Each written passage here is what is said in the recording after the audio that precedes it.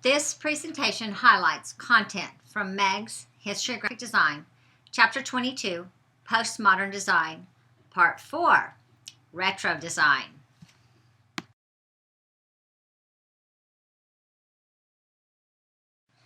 The 1980s saw a growing understanding and appreciation of design history by designers. A movement based on historical revival first emerged in New York and spread. Retro, as it is called, is based on the revival of modernist European designs from the 1920s, 30s, and 40s. The close paraphrasing of resources is a controversial aspect of some retro designs. Some question how closely a designer might legitimately quote an earlier source. Paula Scher's Swatch Watch poster from 1985. A famous Herbert Matter poster from the 1930s is unabashedly parodied by Swatch, the Swiss watch manufacturer. This poster came perilously close to copying the original with the notable addition of a hand and a wrist wearing two Swatch watches. Paula Scher does acknowledge Herbert Matter in the credit line at the bottom of the ad. The retro approach began with a small number of New York designers, including Paula Scher, Louise Fili, Karen Goldberg, Lorraine Louis, and Daniel Pellevin. They rediscovered earlier 20th century graphics that were popular during the 20s and 30s. Retro designers have a different attitude about the rules of proper design and typography. They are typographic precisionists, seeking a sublime level of visual organization. In many retro designs, typography does not play second fiddle to image, but moves to the center stage to become figurative, animated, and expressive. This book cover, designed by Daniel Pellevin and art directed by Judith Loser, the lettering was inspired by a Vienna secessionist Gustav Klimt poster.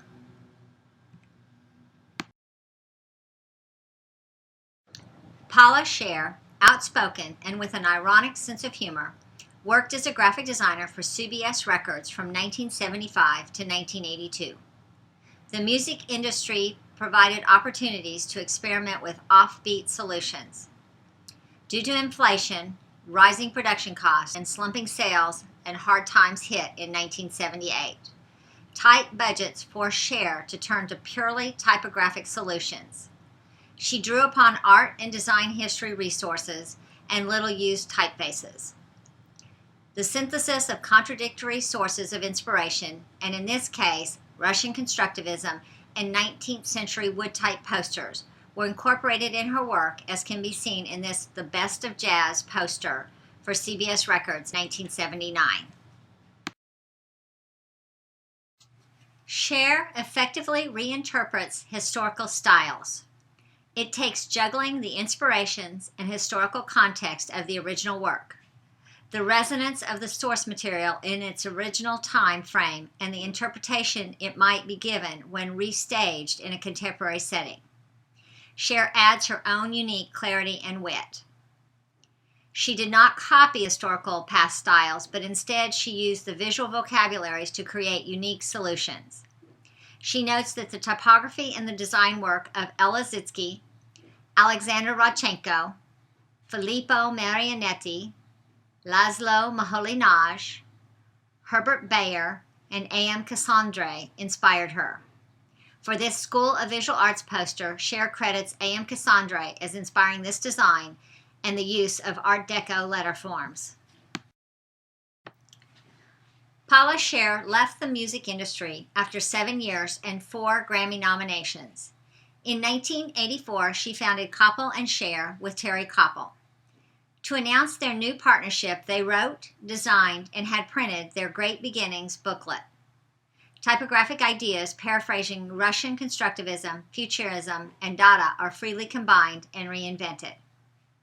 They used the first paragraph of great novels and applied period typographic interpretations to them. Paula considers herself a literary designer. She says, "I write and read and make analogies." She has written 2 books, has published several articles, and often writes her own copy. Paula Scher became a consultant to Pentagram Design and in 1991 accepted a partnership. Pentagram is one of the largest multinational design firms in the world. Beginning in 1995, Paula Scher has been designing some of the most conceptual, literate, and visually compelling posters and ads for the New York Public Theater. She has transformed the visual identity of the New York Public Theater through her logo and posters.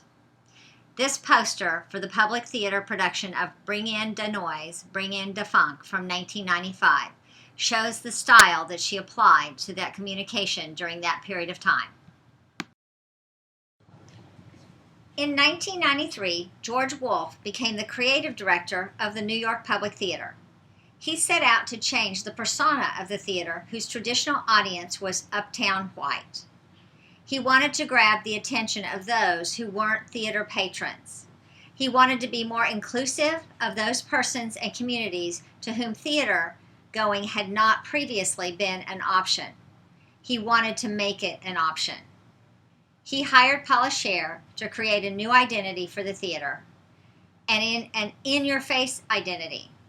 Paula's scheme, inspired by the 1990s street graphics and yesterday's Victorian playbills, was designed to appeal to a broader audience, an audience that was from the inner cities as well as the outer suburbs. Paula Scher designed a new logo. Public is set in sans serif wood type with changing weights and widths with each letter form. The and theater are subordinate to the dominant word public, which was the idea. These posters were posted in telephone stalls, hung on commuter railroad stations, they were sniped onto construction hoardings, and a few were placed on billboards. They are simple, direct, and effective. In the latter part of the 1990s and early part of the 2000s, Paula Scher became more involved with environmental graphics, as well as the developing studio arts practice. I have linked an interview with Paula Scher that was developed by Hillman Curtis in this week's folder. Be sure to watch it. As a partner in Pentagram in 2001, Paula Scher designed and art directed the exterior painting project of the Lucent Technologies Center for Arts Education. It's a school affiliated with the New Jersey Performing Arts Center in Newark, New Jersey. Every exterior surface contained the words poetry, dance, theater, music, writing, drama, and art, literally defining what was taking place inside the walls of this academy.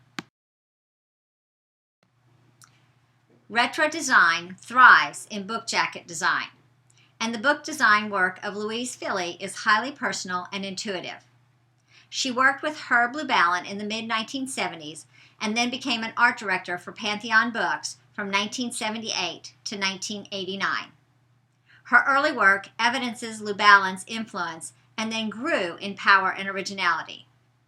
Fili would vacation in Europe each summer, and she would frequent flea markets while there and collect nostalgia from the 20s, 30s, and 40s.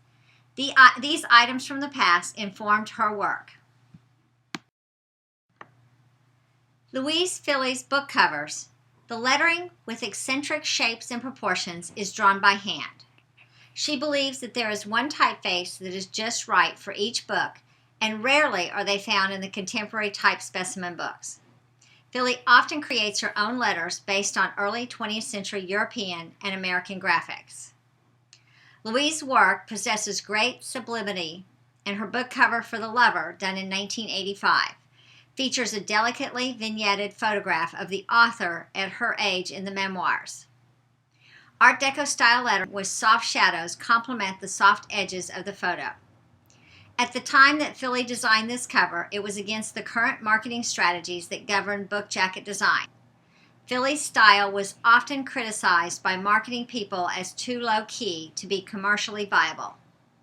The success of The Lover was a vindication of both Fili and Pantheon Books. The jacket's muted tones and feathered backgrounds added emotional subjectivity to the photograph's objectivity. Among the innovations introduced by Louise Fili to book jacket design were matte laminations, unusual paper stocks, in different types of photography, illustration, and typography. Much of her inspiration comes from European designers of the 30s and 40s. She cites Lucien Bernard, A.M. Cassandre, and Jean Carlu as influencing her work. In this 1987 cover, By the Bomb's Early Light, we see a revival of the Art Deco fat faces and the use of gradient tones, though more textural than those used by Cassandre. Over the 11 years that Fili was with Pantheon Books, the covers, designed with a precisionist hand, moved beyond just mimicking a past era. They became in themselves a reflection of their time, the 1980s. Louise Fili continues to design, and her innovations in the 80s have opened the doors for further innovations in the 90s. She has been joined in her use of historical vocabulary by other notable retro book jacket designer Karen Goldberg, Lorraine Louie, and Daniel Pellevin. In 1989, Louise Fili opened her own studio and continues to design book jacket covers, but she also started specializing in restaurant identities and food packaging. In 2009, she redesigned the Good Housekeeping Seal of Approval for its 100th anniversary. Louise Fili has authored and co-authored over a dozen books, many of them with her husband, the design historian Stephen Heller. Karen Goldberg was born in New York City in 1953. She studied design and painting at the Cooper Union. She started her career working as an assistant to Lou Dorfman at CBS Television in the 1970s. She later worked under Paula Scher at CBS Records. Karen Goldberg opened her own design office in 1982 with a focus on book jacket design. It was Scher's curiosity and reverence for design history and attitude towards her work that was most influential on Goldberg's own foray into past design genres.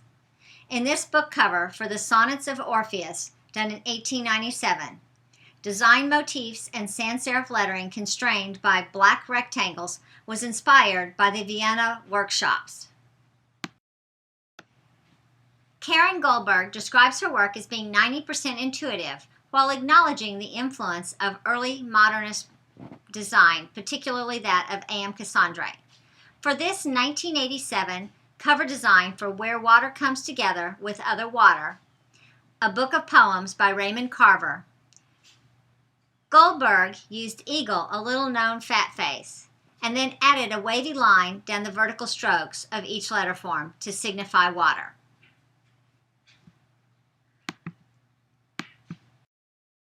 Perhaps the retro idiom emerged because many designers born in the 1940s and 50s carried memorable impressions of artifacts experienced as children that then became part of their vocabulary of provocative forms.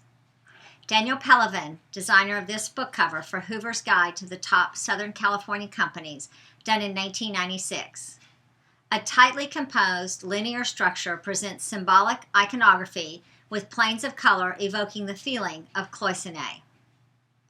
Design styles of the 60s had their day and then vanished, but retro and even new wave typography, which began in the late 70s, has not gone away, as designers and clients continue to respond to its energy and nostalgic approach. It has crept into the design vocabulary of designers today, who more than ever before are aware of the history of graphic design and use that awareness and understanding to inform their work.